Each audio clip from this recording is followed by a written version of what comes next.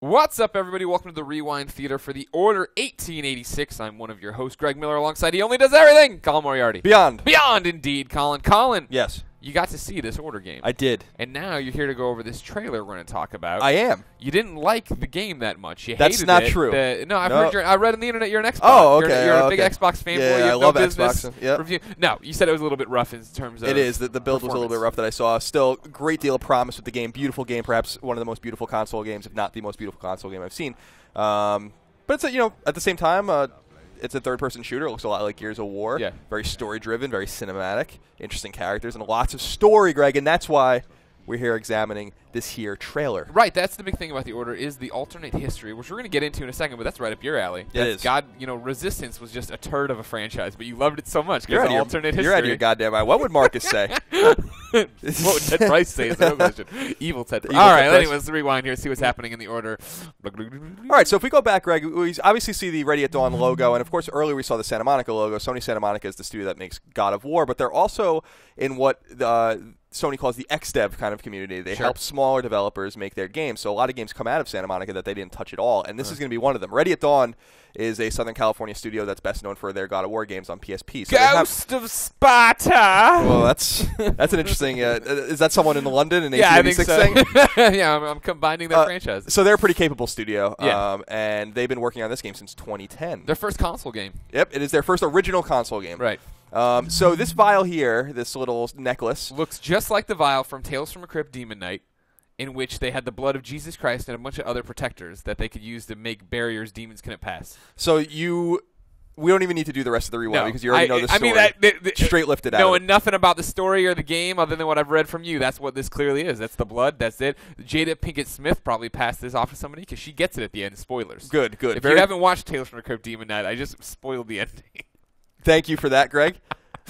For more on all things, the Order 1886. So this vial has the Order's logo on it, and we're going to see that several times, whatever. But what comes out of it is actually more important. This black substance, it looks like ink, is called black water. Oh. And in the Order 1886's lore, black water is this mystical liquid that extends your lifetime and heals you. It has curative properties. And this is what makes the members of the Order, some of them at least, have lived for hundreds of years because of black water. Oh. But this also might have something to do with some of the enemies they're fighting as well. And so this mystical substance is introduced right off the bat as we get into the trailer. And as it goes over this book, if we freeze it right here, Greg, it says Le Mort d'Arthur. Le Mort d'Arthur. Is that pretty good? That's pretty good. It's decent. Yeah, I was right. It's the death of Arthur. And this is a 1485 text. Now, this is basically a culmination of Arthurian sort of fiction or nonfiction if you think King Arthur actually existed.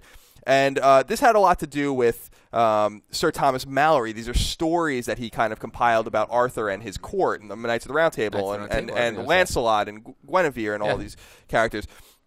And so there's more to the story than meets the eye because the Order 1886 fiction is tied intimately in with King Arthur and the Knights of the Round Table. Huh. Yeah. So if we keep on keeping on, we see more of the Black War. Another one of the Order logos here. Yeah. The Order, they've been around a long time. They've been around for a very long time.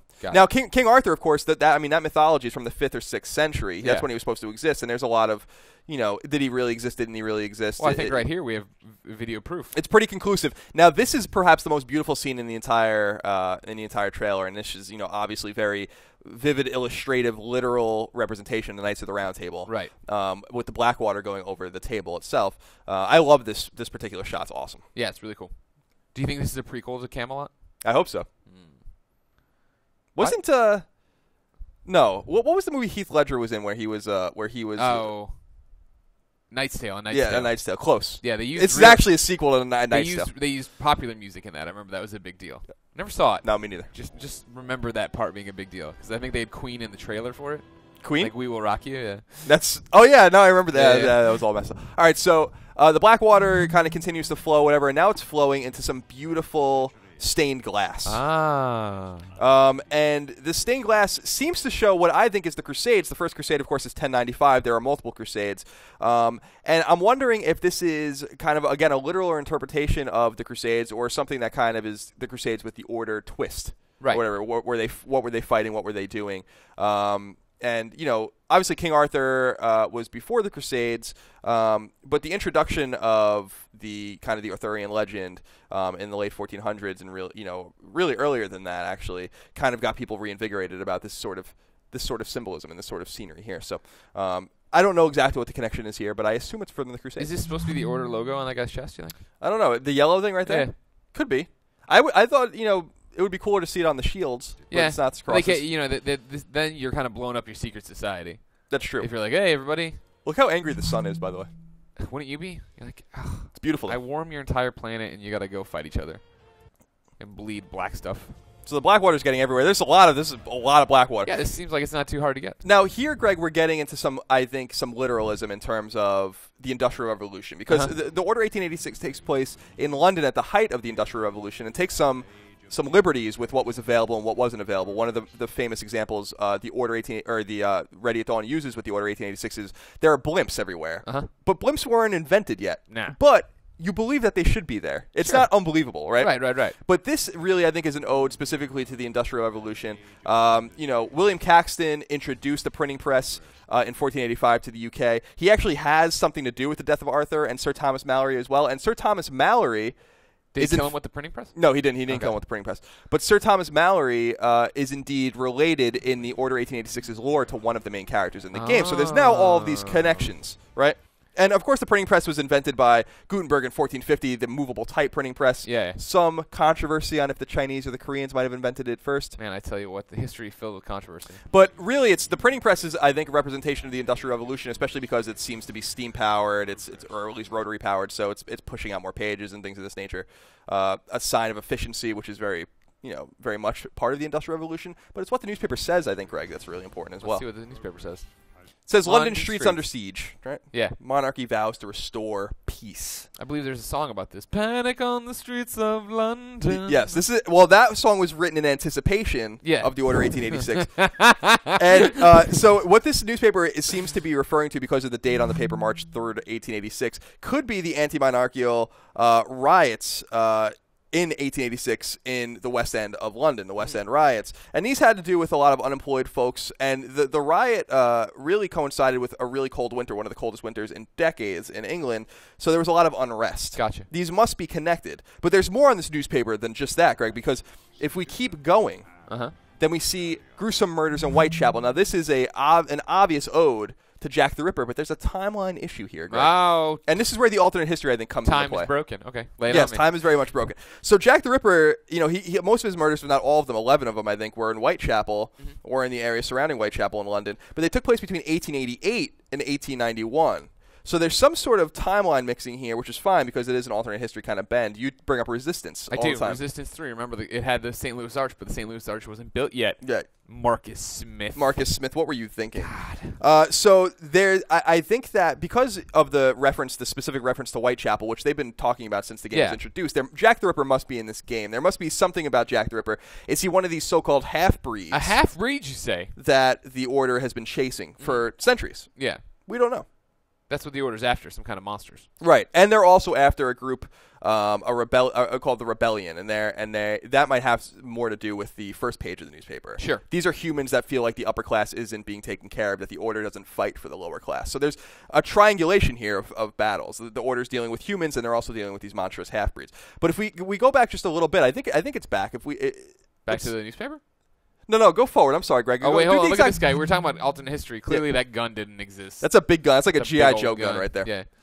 But do the exact opposite of going back and go forward instead. Here you go. And we see just in the corner here something about Tesla. Tesla, genius. Now, this has to do with Nikola Tesla, Serbian-American inventor, worked alongside Edison for a long time, had a lot to do with the development of electricity, at least using electricity for practical purposes. Yeah. And I wonder if Tesla's in this game. He would be, in his 30s or so, I think, at the time of 1886 in a real timeline. And I wonder if he has something to do with these games, because the Order uses extraordinary weapons. Some of them use electricity. Right. I wonder if maybe he's the guy that invents their weapons. That'd be cool. Kind of like in Assassin's Creed, Leonardo da Vinci is inventing your weapons. Or that guy in Bond who always gives you the weapons, who makes the stuff. John Cleese played him, I believe. Is that Q? Yeah, that sounds right. I don't know much about the I've only seen one James Bond one. Really? Yeah, and it was at a friend's house, so we were half watching, and it was the one where it ends and it's I thought Christmas only came once a year. I was like, this is garbage. I don't know why anybody likes any of these movies. This is terrible. I blocked it all out except for that one scene.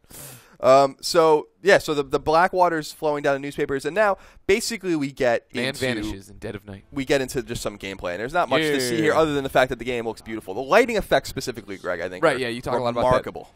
And like we talked about this earlier, you think this is all in engine, right? It definitely. I mean, so it is an engine because when they showed the original trailer at E3 last year, that beautiful trailer of them getting out of the carriage and fighting, and you see things in the smoke, they specifically say, as Sony often does when they're proud of their engines, they're proud of their graphics, this is all in-game. This isn't a cutscene.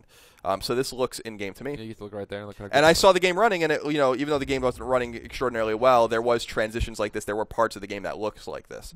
Look at that. Look at the skin. Look at the lighting. Yeah, yeah. This looks absolutely gorgeous. Mm-hmm. Well, there you go. When's it coming out, Colin? So the Order 1886 is coming exclusively to PlayStation 4 later this year in the fall. We don't have a specific time frame. We don't have a specific month. We don't really know much else about it, except for the fact that hopefully we'll be seeing it at E3. I just keep making this guy shush. He's like, shh, Colin, just let it go. Colin, shush. Don't worry about it. The frame rate's going to get fixed. This is going to run really well. There you go. And that's what we imagine is one of the half-breeds? Perhaps, yeah. A muggle? A muggle, yep. Because the Order also crosses over with a Harry Potter world. Oh, finally. Now it's all going to be explained how this all happened. Right. Ding, ding, ding, ding, ding. Ladies and gentlemen, the Order is supposed to be coming this year. We will know a lot more about it very soon, I imagine. So for everything about the Order 1886, keep it right here on IGN. Marcus Smith sucks.